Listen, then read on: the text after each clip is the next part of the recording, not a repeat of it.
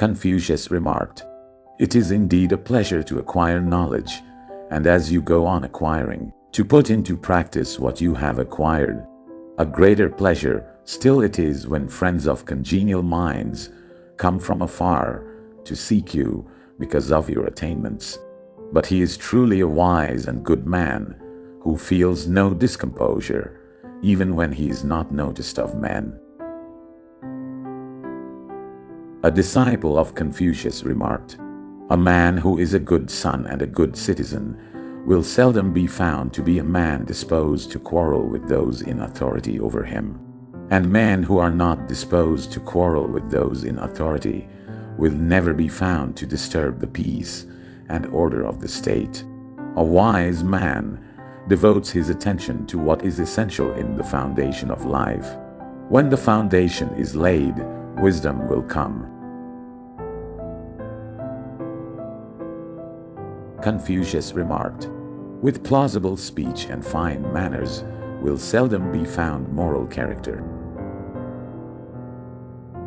A disciple of Confucius remarked, "I daily examine into my personal conduct on 3 points. First, whether in carrying out the duties entrusted to me by others, I have not failed in conscientiousness. Secondly, whether in intercourse with friends, I have not failed in sincerity and trustworthiness. Thirdly, whether I have not failed to practice what I profess in my teaching." Confucius remarked, "When directing the affairs of a great nation, a man must be serious in attention to business and faithful and punctual in his engagements. He must study economy in the public expenditure and love the welfare of the people. He must employ the people at the proper time of the year." Confucius remarked, "A young man, when at home, should be a good son. When out in the world, a good citizen. He should be circumspect and truthful. He should be in sympathy with all men, but intimate with men of moral character.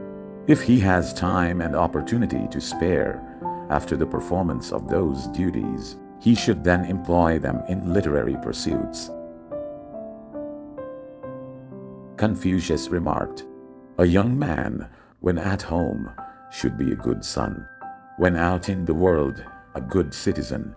He should be circumspect and truthful. He should be in sympathy with all men, but intimate with men of moral character. If he has time and opportunity to spare after the performance of those duties, he should then employ them in literary pursuits." A disciple of Confucius remarked, "By cultivating respect for the dead and carrying the memory back to the distant past, the moral feeling of the people will waken and grow in depth." A man once asked a disciple of Confucius, saying, "How was it that whenever the master came into a country, he was always informed of the actual state and policy of its government?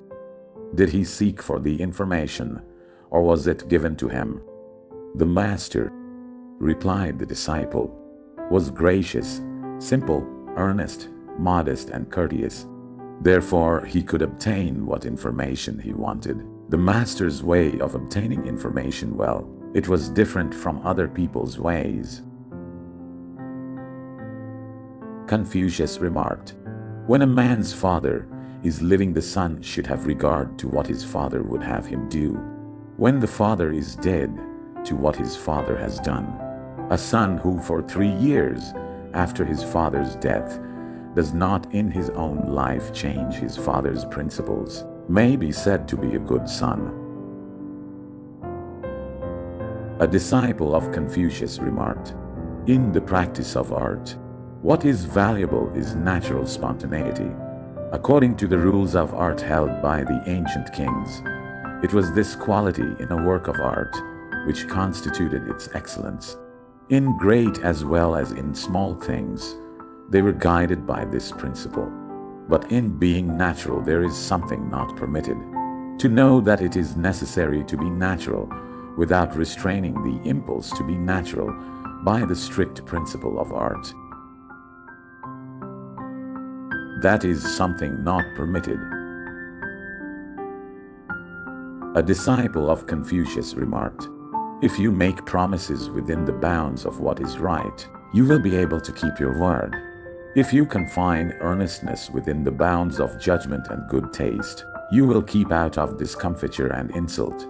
If you make friend of those with whom you ought to, you will be able to depend upon them." Confucius remarked, "A wise and good man, in matters of food, should never seek to indulge his appetite. In lodging, he should not be too solicitous of comfort.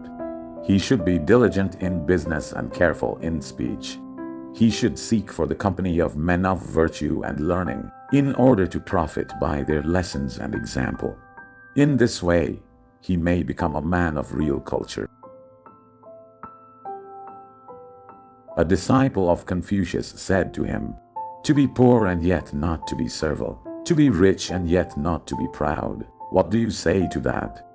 "It is good," replied Confucius, "but better still it is to be poor and yet contented, to be rich and yet know how to be courteous."